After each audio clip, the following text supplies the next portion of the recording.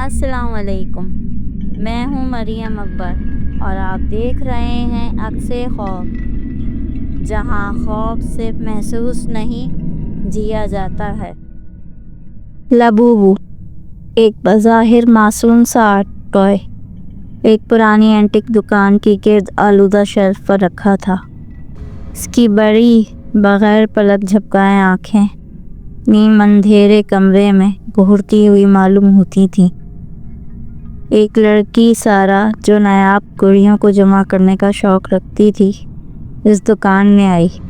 جیسے ہی اس کی نظر لابوبو پر پڑی اسے اس کے ساتھ کھنچاؤ محسوس ہوا، جیسے وہ گڑیا خود اس کو بلا رہی ہو۔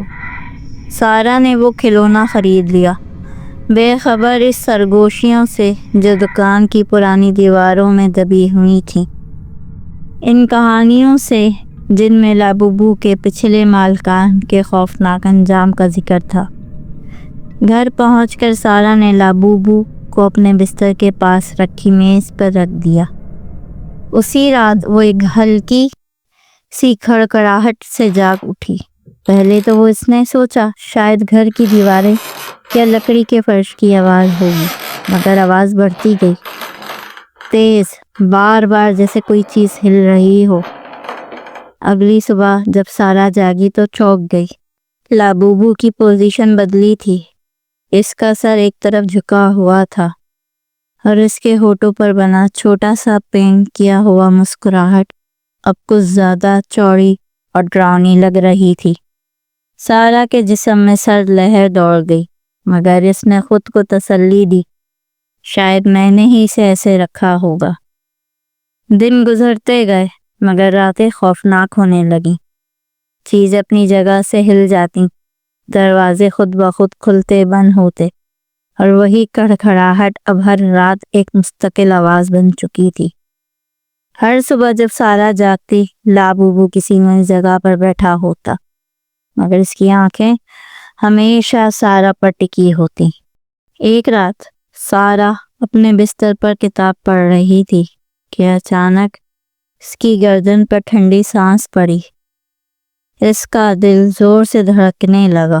اس نے آہستہ سے سر موڑا اور دیکھ کر اس کی چیخ نکل گئی۔ لابوبو اس کے بستر کے پاس کھڑا تھا، اس کی آنکھیں سرخ روشنی میں چمک رہی تھیں۔ اس کی مسکراہٹ اس قدر چوڑی ہو چکی تھی کہ اس کے اندر سے سوئیاں جیسے تیز دانت جھلکنے لگے۔ سارا کے چیخنے کی آواز کمرے کی خاموشی میں دب کر رہ گئی۔ لابوبو اچانک اس کی طرف لپکا، اس کے ننھے مگر خونی پنجے آگے بڑھتے ہوئے۔ سارا نے خوف میں بستر سے چھلانگ لگائی، لابوبو کو پکڑا اور پوری طاقت سے دیوار کی طرف پھینک دیا۔ لابوبو دیوار سے ٹکرا کر نیچے گرا، اس کی سرخ آنکھوں کی روشنی مدھم ہو گئی اور اس کی مسکراہٹ پھر سے کم ہو گئی۔ سارا نے پل بھر ضائع نہ کیا اور وہ راتوں رات گھر چھوڑ چکی تھی، اپنے ساتھ وہ شیطانی مسکراہٹ اور وہ سرخ آنکھیں ہمیشہ کے لیے ذہن میں قید کر کے۔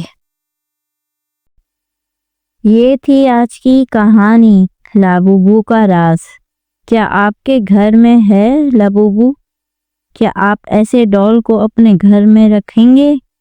کمنٹ کریں یس۔ اگر آپ کو یہ کہانی پسند آئی ہے تو ویڈیو کو لائک کریں، چینل کو سبسکرائب کریں اور بیل آئیکن ضرور دبائیں تاکہ اگلی بار جب اندھیرا پھر سے دستک دے تو آپ تیار ہوں۔ عکس خوف کے ساتھ اگلے ڈر کے لیے خدا حافظ۔